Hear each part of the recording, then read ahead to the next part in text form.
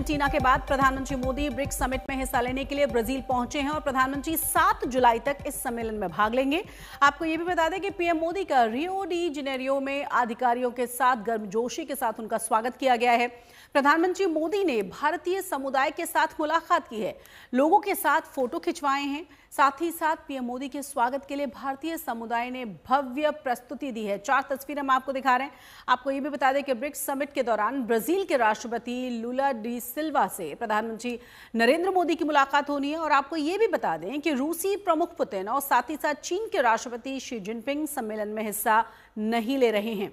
चीन और रूस ने अपने अपने प्रतिनिधियों को भेजा है। वहीं सम्मेलन के बाद 8 जुलाई को पीएम पहुंचेंगे ब्राजील की राजधानी ब्रासिलिया और द्विपक्षीय राजकीय यात्रा पर वो होंगे। उस वक्त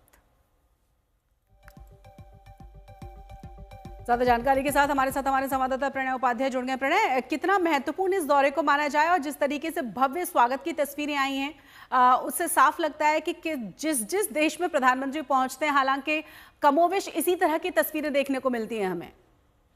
बिल्कुल ठीक कहा शशि आपने। प्रधानमंत्री के स्वागत की तस्वीरें महत्वपूर्ण तो होती ही हैं, क्योंकि आप देखें कि जिस तरीके से दुनिया के सबसे बड़ी आबादी वाले देश और दुनिया की 5वीं सबसे बड़ी अर्थव्यवस्था के प्रतिनिधि के तौर पर प्रधानमंत्री मोदी जब पहुंचते हैं तो उनका स्वागत स्वाभाविक रूप से भारतीय समुदाय के लोग जिस गर्मजोशी के साथ करते हुए नजर आते हैं, वो तस्वीरें अपने आप में दुनिया को ये बताने के लिए काफी होती हैं कि भारत की धमक क्या है और भारत का दबदबा इस समय क्या है।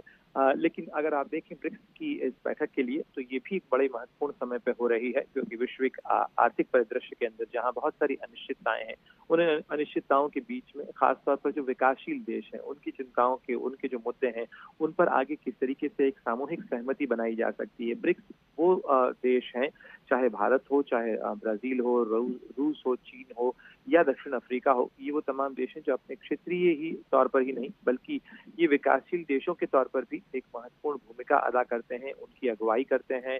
अपने अपने कॉन्टिनेंट के अंदर इनकी जो है या उपमहाद्वीपीय इलाके के अंदर इनकी अपनी अहमियत है।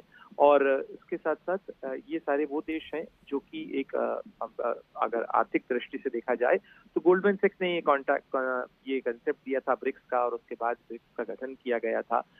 ये आर्थिक